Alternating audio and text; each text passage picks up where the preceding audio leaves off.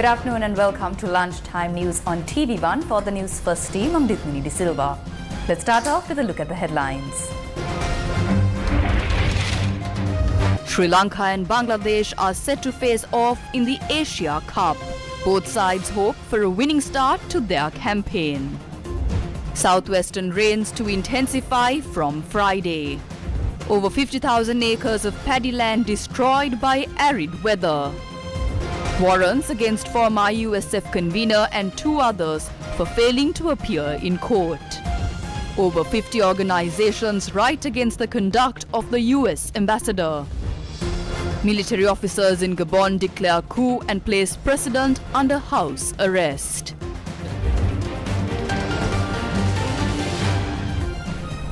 In our top story this hour, the water cutting ceremony, also known as the Diya Kapime Mangalya of the historic Kandy Asala Perahara, was held at the Gatambi Pier of the Mahavali River this morning. The Peraharas of the 4 main Devalayas returned to the Devala premises and thereafter moved to the Gatambi Pier for the water cutting ceremony.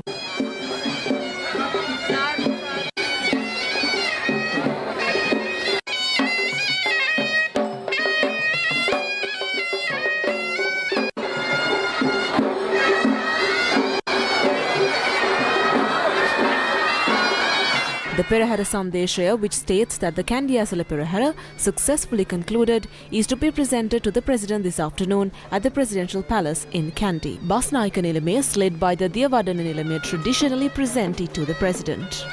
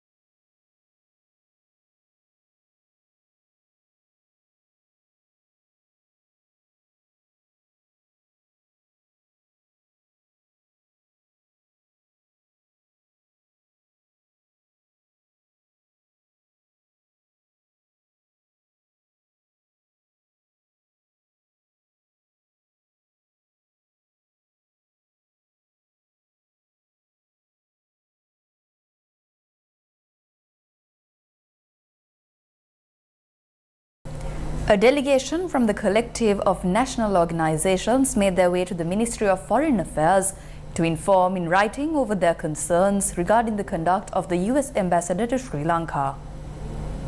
A delegation from the collective of national organizations submitted a letter signed by 66 organizations over their concerns regarding the conduct of the US ambassador to Sri Lanka to the Ministry of Foreign Affairs. මේ රටේ ඇමරිකානු තානාපතිනිය අපේ රටේ අභ්‍යන්තර කටයුතු වල දැඩි ලෙස මැදිහත් වීම කරනවා. ඒ වගේම මේ රටේ දේශපාලන The US ambassador to Sri Lanka is strongly influencing the internal affairs of the country. Political activities are carried out based on the US agenda. She had met the army commander and other officials and given advice. This is outside her privileges and rights as an ambassador and a violation of the Vienna Convention. The Ministry of Foreign Affairs has a responsibility to summon the ambassador to the ministry and advise her regarding her actions. ඇයගේ සීමාව ඉක්මවා කියලා කටයුතු සම්බන්ධයෙන් මැදිහ ඇයට අවවාද කළ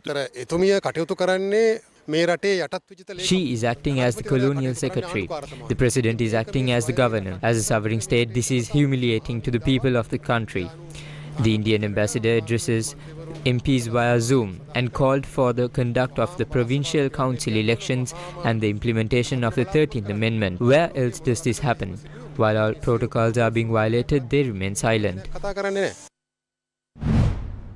The second generation organization convened a media briefing and expressed views regarding the allegations leveled against the government. නැවත වටයකින් 50ක් ඇවිල්ලා තියෙනවා කැබිනට් මණ්ඩලයට බලශක්තිය සම්බන්ධයෙන් තීන්දුවක් තීරණයක් අරගෙන A bill related to the energy sector has re-emerged. The cabinet has reached a decision to award this to an infamous company.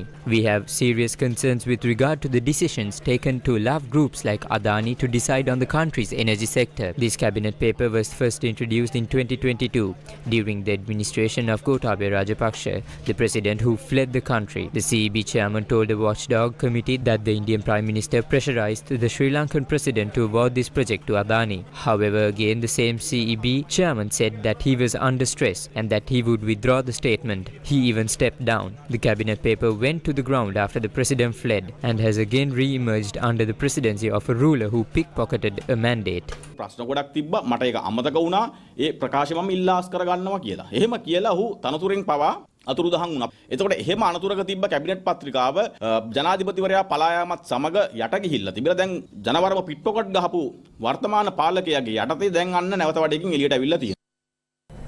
The Fourth Magistrates Court issued warrants against former convener of the Inter-University Students' Federation, Wasantha Mudalige, Venerable Galvava Siridhamma Thero and Venerable Rathakarawe Jinaratana Thero for failing to appear in court for a case.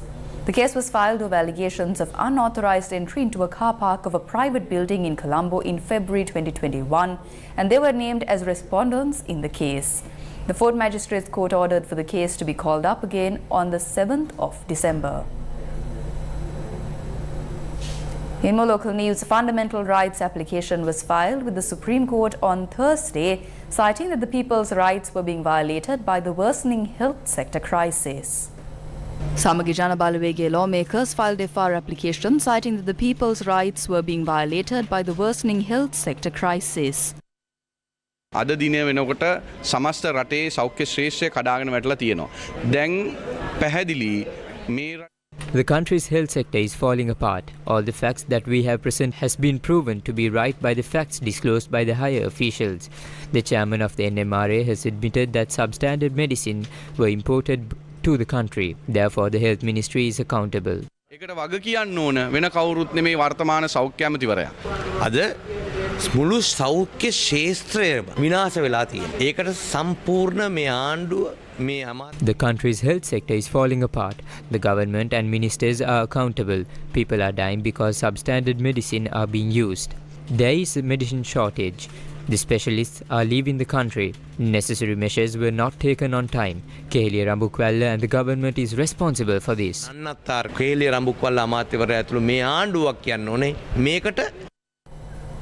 The Government Medical Officers Association convened a media briefing and expressed views regarding the challenges in conducting surgeries at the Kurunegala Teaching Hospital. ඔබ දන්නවා ලංකාවේ තුන්වෙනි විශාලම රෝහල තමයි කුරුණෑගල මහ රෝහල කියලා කියන්නේ. The Kurunegala Hospital is the third largest hospital in Sri Lanka. The government conceals this information. We had 2 neurosurgeons for emergency surgeries and for road accident victims. One of them left the service and went overseas, and the service is supplied by the remaining surgeon. The number of surgeries he can conduct daily is limited. The number of doctors in the unit has also reduced. The Kurunegala Teaching Hospital does not have the facilities to conduct emergency surgeries now. The other grave situation is that the Kurunegala Teaching Hospital had VR surgeons related to eyes who conducted special surgeries related to diabetics. We had 1 VR surgeon and he left the country. Only 1 eye specialist is remaining at the Kurunegala Teaching Hospital. He is retiring this year. With the VR surgeon leaving, those surgeries have come to a halt. We don't know how many patients went blind and are suffering because this information is not revealed. That is why we are revealing this. අතර වෙලා තියෙනවා. අපි දන්නේ මේකේ රෝගීන් කී දෙනෙකුට අන්ධ වුණාද කියලා. කී දෙනෙකුට ස්පේඩ් නැතුව ගිහිල්ලා මේ වෙනකොට දුක් විඳිනවද කියන එක. මොකද මේ තොරතුරු කවුරුත් එළියට දෙන්නේ නැහැ. ඒ හින්දා තමයි මේ තත්ත්වය අපි ප්‍රකාශයට පත් කරන්නේ. News first with the people.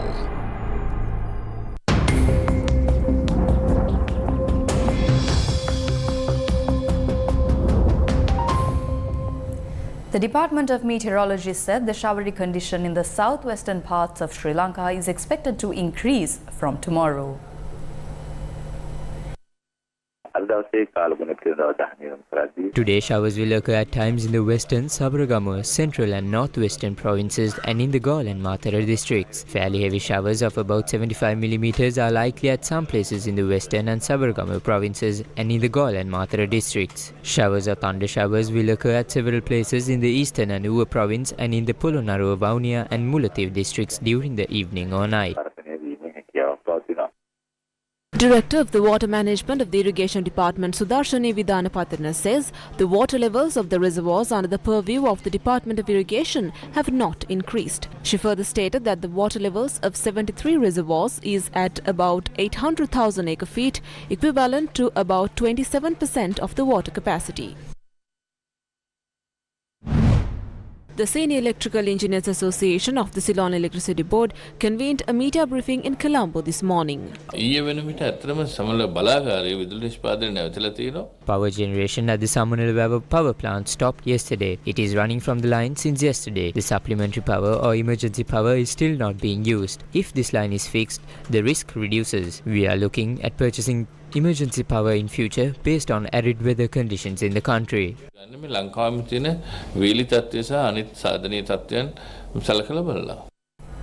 Over 300,000 people have been inconvenienced owing to the dry weather.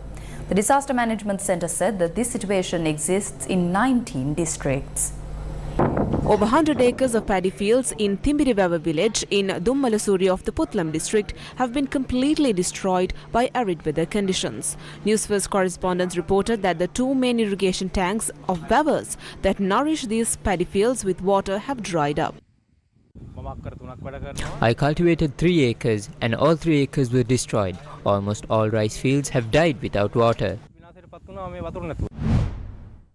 According to the Agriculture and Agrarian Insurance Board, 54,810 acres of rice fields have been destroyed due to the arid weather conditions. Rice fields in the Kurunegala district are the most affected, with 15,923 acres being destroyed.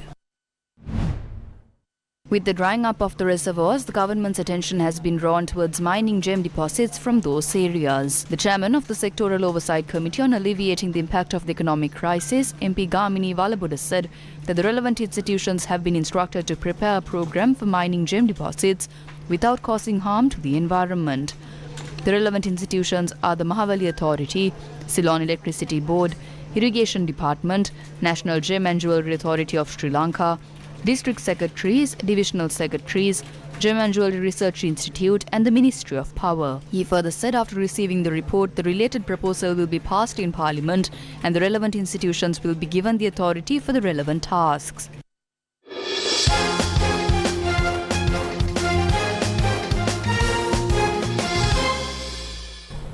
The second match of Asia Cup 2023 will be played between Sri Lanka and Bangladesh on Thursday. Both teams will look to open their account in the tournament with a win.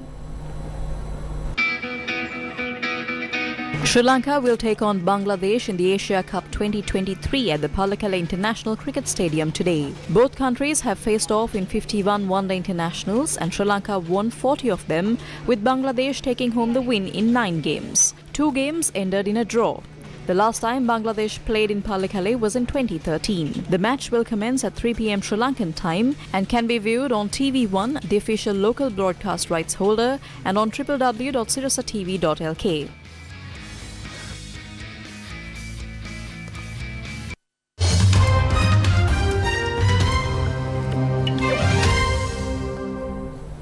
The death toll from a raging fire in a 5-story building in central Johannesburg has risen to 63.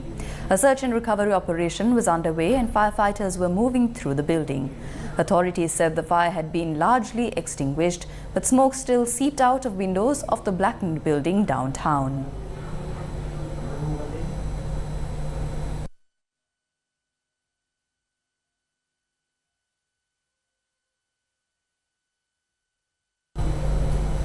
Military officers in oil-producing Gabon said they had seized power on Wednesday, placing President Ali Bongo under house arrest and naming a new leader after the Central African state's election body announced Bongo had won a 3rd term. Saying they represented the armed forces, the officers declared on television that the election results were cancelled, borders closed and state institutions dissolved, after a tense vote that was set to extend the Bongo family's more than half-century in power. Gabon's President Ali Bongo has appealed for help after the army deposed him in a coup and put him under house arrest. Speaking on Wednesday from what he said was his residence, he urged supporters to raise their voice. Earlier, army officers appeared on TV to say they had taken power. They said they had annulled the results of Saturday's election in which Bongo was declared the winner, but the opposition claimed it was fraudulent. The officers also said they had arrested one of Bongo's sons for treason. Later, they announced that Bongo would be replaced by the head of the Presidential Guard, General Brice Oligui Nguema, who was earlier carried triumphantly through the streets of the capital, Libreville. They said that from Thursday, the people of Gabon will once again be free to go about their business between 6 a.m. and 6 p.m., but traffic restrictions would remain in place for now. Bongo's overthrow would end his family's 55-year hold on power in Gabon. The country is one of Africa's major oil producers, while nearly 90% of it is covered by forests. It joined the Commonwealth in June 2022, becoming one of the group's few members not to have been a British colony. August is almost over, but it still had a rare event to deliver to sky watchers in the form of a second full moon. Sky gazers were in for a treat on Wednesday night since they will get to see a supermoon, one of the largest and brightest moon of 2023. A supermoon is called so because the moon appears significantly large in the sky since it is the closest to Earth at a time when it is full. The moon was 357,244 kilometers from the Earth on Wednesday. It is also to be noted that this particular full moon will be the second to occur in the month of August, after the first one on the 1st of August. As a result, it was called a blue moon. According to NASA, next time the rare phenomenon occurs is January 2037, followed by another one in March 2037. Hurricane Idalia brought torrential rain and threats of flash flooding to southeast Georgia after slamming into Florida, where authorities feared a powerful storm surge may have inundated communities in the Big Bend region. Authorities in Florida were still trying to carry out damage assessments in the hardest hit areas as water rescues of trapped residents were underway in southern Georgia. Video footage and photographs from the region showed ocean waters washing over highways and neighborhoods swamped by extensive flooding at midday. According to foreign media, more than 75 people have been rescued from floodwaters in St. Petersburg. Drawing strength from the Gulf of Mexico's warm waters, Idalia unleashed destructive winds and torrential downpours that were forecast to cause flooding up to 16 feet deep along Florida's Gulf Coast. Moving back to local news, the Welfare Benefits Board says funds will be released to banks under another phase of the Aswasama Welfare Benefits Program tomorrow. Member of the Welfare Benefits Board, Kamal Padmasiri, says 600,000 people will be eligible to obtain the funds. The Welfare Benefits Board says that it is currently engaging in activities of checking newly opened bank accounts and reviewing the Aswasama appeals and objections. Today, people arrived at banks to obtain their Aswasama benefits. This was the situation in the State Bank in Badula town today.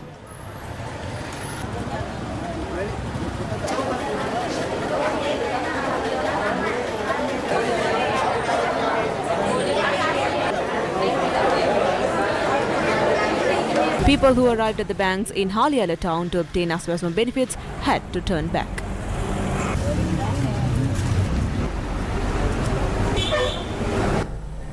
That's a wrap of the lunchtime news. Join us again at 9 p.m. for prime time news on TV1.